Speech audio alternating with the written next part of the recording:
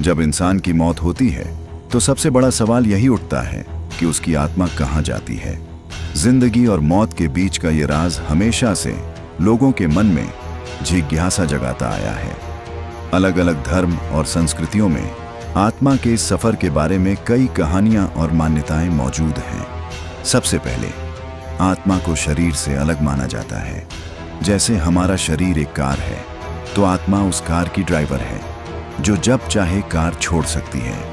मौत के वक्त जब शरीर अपनी जिम्मेदारी पूरी कर लेता है तो आत्मा उस मांस और हड्डियों से निकल जाती है। हिंदू धर्म में माना जाता है कि आत्मा अमर होती है। यह जन्म और मृत्यु के चक्र में रहती है, जिसे पुनर्जन्म या रीइंकार्नेशन कहा जाता है। जब एक शरीर मरता है तो आत्मा नए शरीर में जन्म लेती है। यह चक्र तब तक चलता रहता है जब तक आत्मा मोक्ष यानी मुक्त नहीं हो जाती। मोक्ष जैसी स्थिति में आत्मा ब्रह्मांड की सबसे शाश्वत ऊर्जा में विलीन हो जाती है, जैसे एक बूंद पानी विशाल सागर में समा जाए। बौद्ध धर्म भी आत्मा के सफर को बहुत गहराई से देखता है। यहाँ धर्म के नियमों और कर्म के आधार पर आत्मा नया जन्म लेती है या फिर उसे निर्वाण मिलता है, जिससे दुखों का अंत होता है। इसी तरह इस्लाम में भी माना जाता है कि आत्मा अल्लाह के पास लौट जाती है।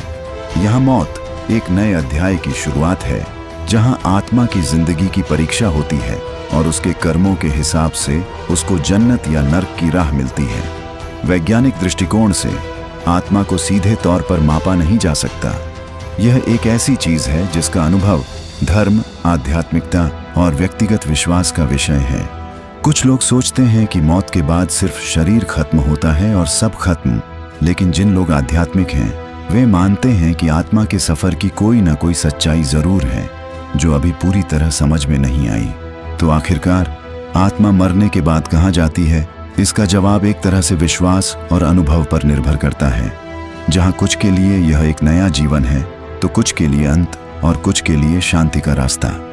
यह सफर रहस्यमय है और इंसान की आत्मा के सफर को समझना हमें जीवन, मृत्यु और उसके बाद के सफर के बारे में और भी सोचने पर मजबूर करता है।